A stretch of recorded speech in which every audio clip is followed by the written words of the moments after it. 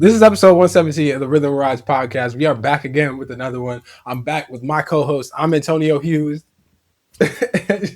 Yeah, I can't. Oh, back again, back to back. No, I'm sorry.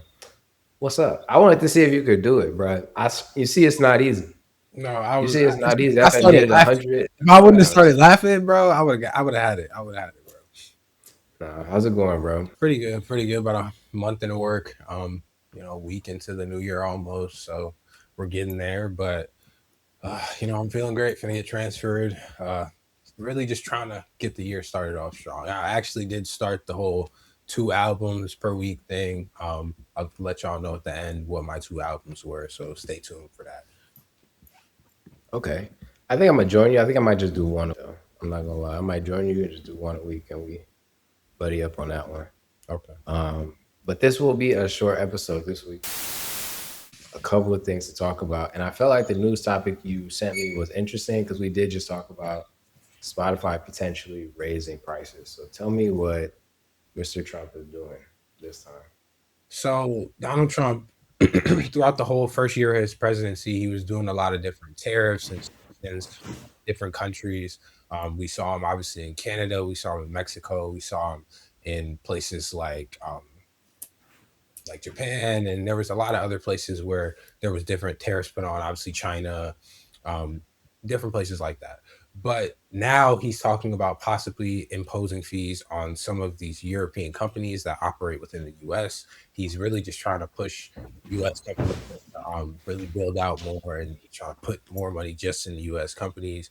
I always think this is a mistake because you need diversity and you just need collaboration for the world to really run in the right way. But a lot of people don't want to do that. Spotify is among 9 European companies named, despite being vocally against Apple's App Store practices. The warning was issued by the Office of U.S. Trade Representatives. They find major tech companies. They find X about 120 million pounds. They find Apple 500 million pounds, and then Meta 200 million pounds. Yeah, and I really just think this is interesting because if they do put up these sanctions and these different rules, we've seen price increases in even things like just going to Walmart, going to Target, going to Home Depot, home prices, like things go up when you have to pay more for them for the product coming in. And this would be really no different because Spotify is obviously operating out of, is it Denmark? Do they operate out of Denmark? Sweden.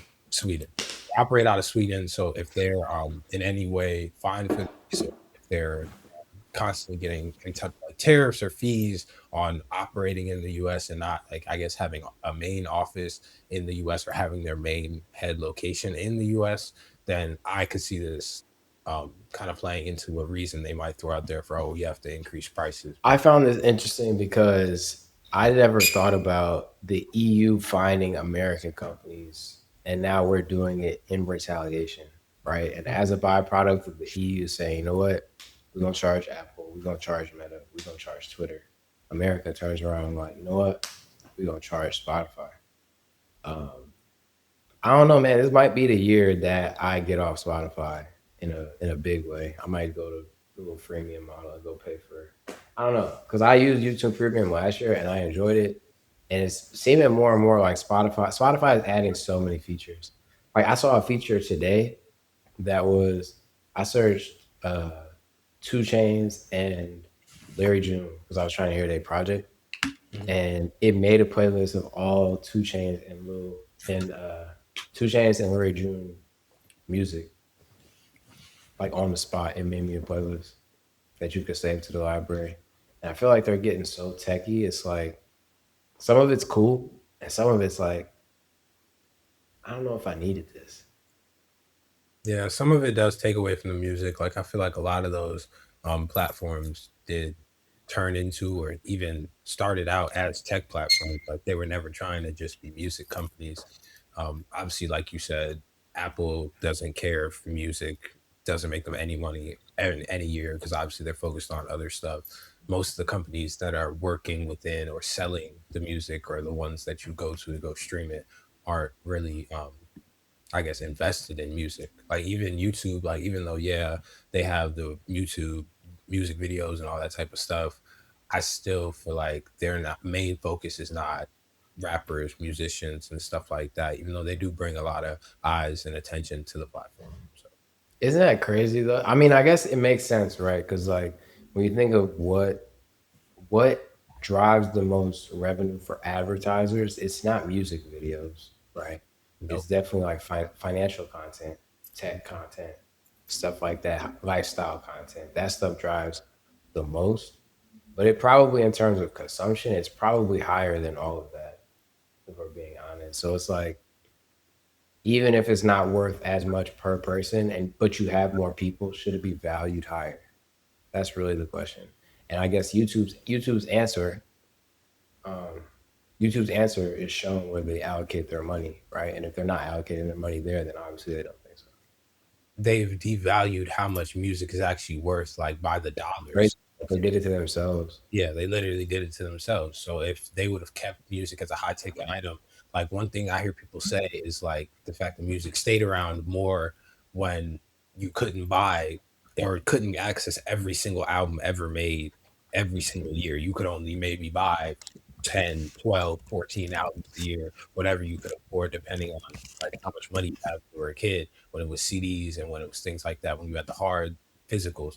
But when it became streaming and when it became Spotify and Apple Music running things, music was instantly devalued. You get everything, almost everything ever made for 11.99, for 7.99, Which like is insane. for a student. Right? Yeah, it's And insane. I'm about to, and the crazy part is we've been so psychologically like, because they've set the precedent, I'm getting off the app because I feel like I'm paying too much for every song ever. You know how insane that is? Yeah, no, that is kind of crazy to think about. Man, that doesn't make no sense. Hopefully, I mean, I don't know if they really care about me and all that, but if you want to keep me, you know what I'm saying? I hope y'all don't raise the prices no more. Um, this was definitely interesting and something to keep our eye on.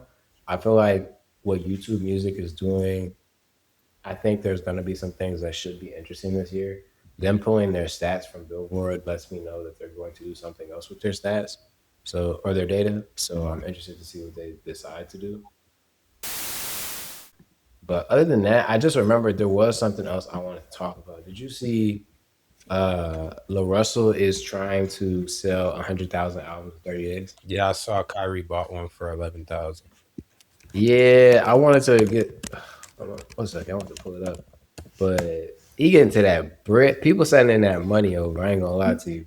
He sold 1,804 albums thus far, but the number. He had the number of like how much money he had made on here too. Where is it? I will say, I guess this kind of does tie into that last topic too, but niggas can't even do what LaRussell doing. Like that's what be making me At kind of all. mad at this because LaRussell ain't in no deal that forces him to like only release on streaming or only release a certain way. He just gets to sit there and sell his music for whatever. If there was more big artists doing that on a single platform like a Even Biz or something like that, I've talked about this before. Maybe I'll throw a clip in if I can find it.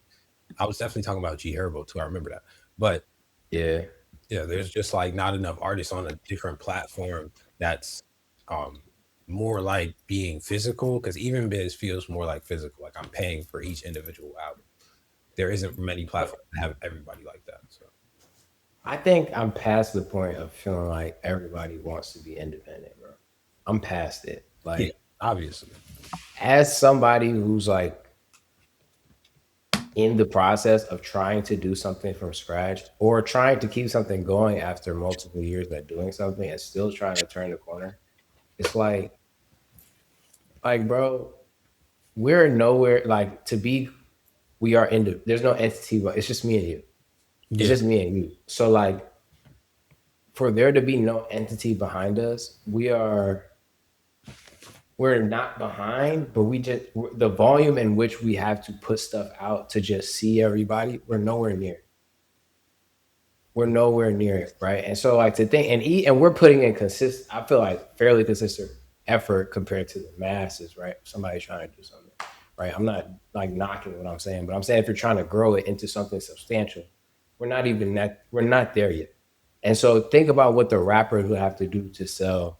Like nobody's wants to do that much work. You know what I'm saying? Nobody like LaRussell posts probably like 5 to 10 times a day on every platform. Do you know how hard that is? He got 2 million followers from the dirt. That's so hard. And so like when the conversation I feel like used to be like, dang, more people need to do this, which is nice. But the reality is like there's only one LaRussell, Yeah. Right.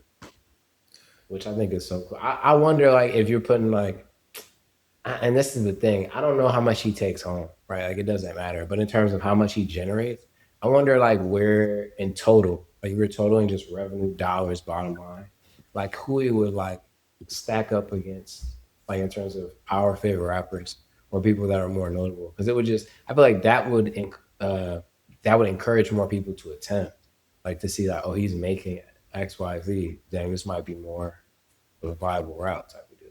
That would be interesting. Yeah. Yeah. I mean, one thing I'm really trying to learn about more is the taxes and stuff and how, um, at least like the tax codes weren't written for normal people; they were written for businesses. Obviously, Business owners, yeah. I've been hearing that a lot recently, and that's something I'm trying to understand because you could put different stuff under a LLC or some type of business account. But maybe 1 second before we do these last two things, because I need to go get a charger to make sure this doesn't die in the middle. 1 second. No, Trey Young said he wasn't going back to Atlanta. So where do you think Trey Young should go? Because I still think him and Giannis will work together, but I don't know if he's going to end up on the Bucks. he's not going to end up on the Bucks. They would be good together. I just don't like this narrative. I saw a video the other day about Gilbert Arenas talking about people say they don't like to play with Trey Young. He said, why? And I was like, that's a great reason. Because my thing is, it's like nobody, it's like when people, well, who and why?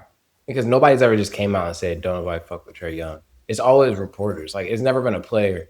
You know what I'm saying? It's like, what player that played with him wouldn't like play with him? You know what Yeah. I'm saying? I feel like why would you put another ball heavy guard next to him? You wouldn't, Mm-hmm. right? And so anybody else is just getting buckets off of him. So I don't really understand the narrative of the rhetoric, but I feel like it is tanking his trade value. But he's not staying in Atlanta, bro. Like Mm-hmm. I think a dark horse would be like Minnesota. Mm-hmm. That's not a. Minnesota, they've been talking about point guards for a minute, bro. They've been talking about point guards for a minute, and I think um, I don't know. They don't want to let Rob Dillingham develop. You know what I'm saying? Mike Conley, old as dirt. Dante is a great addition, but he's not a He's a compliment to Ant. he's a two guard, bro. He's not a fucking one. He's a two. But they let him bring the ball up. You know what I'm saying? Kylie, he can use to So, bring the ball up, bro. I'm gonna cut that out, but like, somebody said Orlando on mine, which I think could be interesting. But Orlando got 25 guards. So it's like they AAU team down there. So I don't know if that would work. they would have to Uh, trade like Suggs and Anthony Black for that because like it wouldn't yes. work at all. This yeah.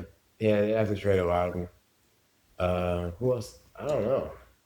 Yeah, that's a good pairing though. I just don't see like who else needs a PG. That's the thing. Everybody's so ball heavy now. It's like nobody needs a PG, and Nobody. that it's like Trey Young is like he is the alpha, or he's the LeBron James of Trey Young.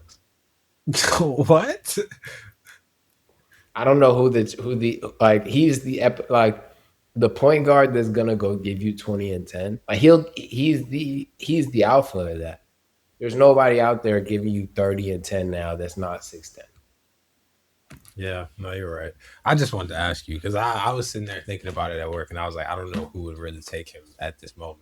Like, I was thinking maybe, like, I was thinking, ooh, like mid-season shakeup, grab him for like the Pacers because they don't have Halliburton right now, or like something like that. I was like, that's not good for. No, they ain't gonna do that. They ain't gonna do that. I thought last year, and it's so crazy. The Spurs don't make any sense anymore. I don't. This team is like I don't know who bribed Adam Silver, but like now that would make no sense for him to go there. But I thought he made more sense than Fox. Yeah, but now they have Dylan I'm Harper. glad he. I'm glad he didn't go. Dylan Harper is that dude. Nasty. Dylan Harper is that dude. Yeah, he's tough. Dylan Harper is tough. Yeah, he's The a Spurs don't make sense, bro. You look at the Spurs; they got Dylan Harper, they got Steven Castle still, they got De'Aaron Fox, they got the Champagny. Champagny is tough. The Champagny is tough, and then they got the other dude, Sloan dude. Um, I don't know, bro. They got a squad. They got a squad. yeah. Keontae George is And really nice right now too, but yeah, and Wemby got Chet's number, bro.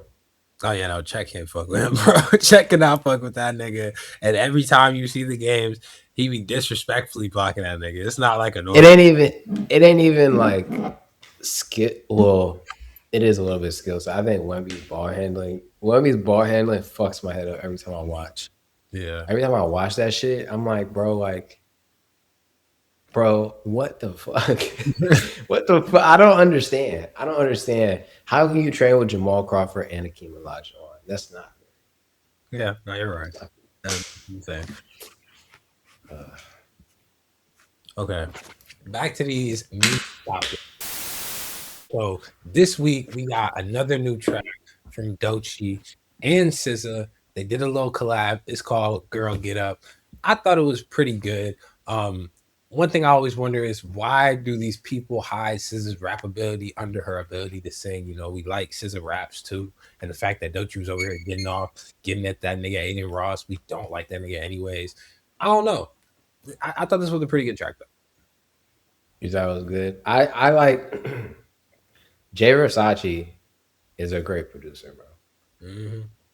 Jay Versace produced this record. He's a great producer. Um, this felt like those two scissor tracks, the two rap scissor tracks on SOS. That's Yeah. what it felt like. And Doechii, yeah, she did get off. That second verse was really nice. Um, I think we're gonna get another album this year. That's what I got from this. She's ready. She's ready for no, she well not another album because the first one wasn't an album. It was a mixtape. It was an album. It makes Bro, yes. I don't like that they do that, but we're whatever. I'm excited for a Doechii project. I'm yeah. excited. Me too. Me too. I think that she's definitely. I don't know if based off of this, I don't know if that means we're gonna get a more rap heavy album or she's gonna lean more into the pop side. I think regardless, I always like to hear Doechii come out, give us a good outing. You know, good albums, good singles, anything like that. We do have another album that I found. Peso Pluma dropped on Christmas. I didn't see this before, but I was able to get to it now. How you start the album, one of the best things. That's all that really matters. Honestly, not all that really matters, but if you start the album strong, you can really pull somebody in. And this album had a lot of heavy guitars. Peso Pluma was on there going crazy. Tito Double P. Sorry, I had to look at that really quick. Tito Double P. He was in there going crazy too. I thought this sounded like real Spanish music, you know, like reggaeton. I feel like more so on the 808 side has kind of different types of flips, but this is like mariachi, straight guitars, crooning over the beat. Really sound like this sounds like Spanish yearning. So yeah. Okay. Spanish yearning. Bro, okay. Will that sounds great, and I'm gonna go listen to it because I do enjoy Peso Pluma's music. But side note, those little phrases that we be having, bro, they're perfect mix and radio show titles. Spanish yearning? What? Bro, if I turn my YouTube on and Spanish yearning was the first video, I'm clicking it. What Yeah, is Spanish? Okay. Okay. yeah, That's hard though. yeah. I'm Shout gonna out Peso Pluma, man. have to remember that one. Um okay, I had actually we could sort of use this as the put people on section. So what songs would you make these your songs of the week? Like give me one or two songs by Peso Pluma off the project. Okay, Sure, bro. sure. Let's do it that way. I could give y'all dopamina, dopamine in Spanish. That's another thing I'm doing this year. Catch me on Duolingo every day. Um, Okay, yeah. literally, literally. Dopamina though, and then Dano is song number 7. That's a little bit lower down, but that song was good as well. But I like this album. There's a lot of good ones on this album. I sent this to my Spanish friend. He was like, "You're late." I was like, I know, my bad." Okay. Okay. This week I'm gonna get back into, and I've mentioned her on this podcast again, but this is somebody I want y'all to be in tune with. Aya Nakamura. She's a French Malian singer. None of it is in English. Just preface it with that. But she put out an album recently that was really good, and I've enjoyed it. I went back and listened to it a couple of times, and I really enjoyed it. It's called Destiny. Features on the project included Kali Uchis, Shansia, J.O., Joe Duetfile, and Kenny. Um, I'm gonna give y'all one song off the album, and then I'm gonna give y'all my favorite song by her. Um, there's a song on here called Blues, and I feel like the swing on the song is it feels like a real like it feels like a heartbreak song. I don't even know what she's saying, Hmm. but it feels like a heartbreak. Like the swing of it is super slow. You know what I'm saying? Probably like 70 to 75 BPM. Like, I don't know. She's like crooning on there. Um, but I really like that song, Blues. And then I'll give y'all one of her more notable songs so that you can compare. Jaja, DGA, DGA. That was like a really big song, but it's in French. So go check that out. You know what I'm saying? Go check out Peso Puma. Go check out Aya Nakamura. Turn off your English brain for a second. Just listen to the vibes. Do that. Always focus on the vibes. You mind if I do the outro? Do the outro, man. Okay. Thank y'all for staying through another week with us. We got content coming all year. Definitely stay tapped in. I do want to say my two albums of the week just so y'all can stay up with me if you want to listen to them. Shadowbox by Mavi. Sorry, Shadowbox by Mavi. I'll explain it in the video I make. And then Circles by Mac Miller. Those are my two albums I'm listening to. Um, That's a good project. Follow, share, go follow us on all socials at Real R&R just to make sure that you are staying up to the content that we're posting every single week, almost every single day. Trying to make it every single day, but stay up with us. Y'all have a good week.